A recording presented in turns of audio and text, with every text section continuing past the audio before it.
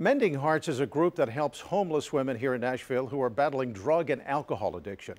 And now, thanks to the hard work by a local church today, the group will be able to help many more women in need. Channel 4's Jonathan Martin has a story.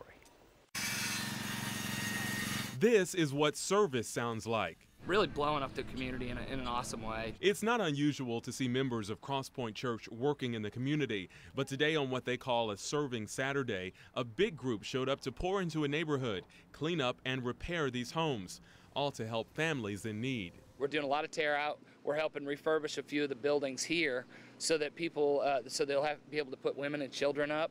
Katrina Frierson is founder of Mending Hearts, the group designed to provide a safe place and support for homeless women recovering from addictions, domestic violence, and with mental health issues. As a former addict herself, she knows there are lots of women in Nashville needing some support, and this help from the volunteers, she says, will go a long way. Crosspoint has brought out 150 volunteers along with the supplies to rebuild and restore these properties. So we'll be able to help an additional 35 to 40 women. Our Nashville campus is right around the corner, and so we've built amazing relationships with a lot of the ministry and organizations, and we've built with a lot of the people, so we feel like we're serving family.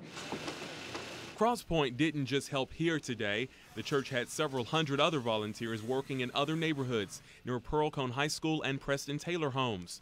Volunteers say it's not about them getting recognition, but doing what they're called to do and encouraging others to help too. It doesn't matter. We're coming from here, you're there. Let's just build community. I'm Jonathan Martin, Channel 4 News.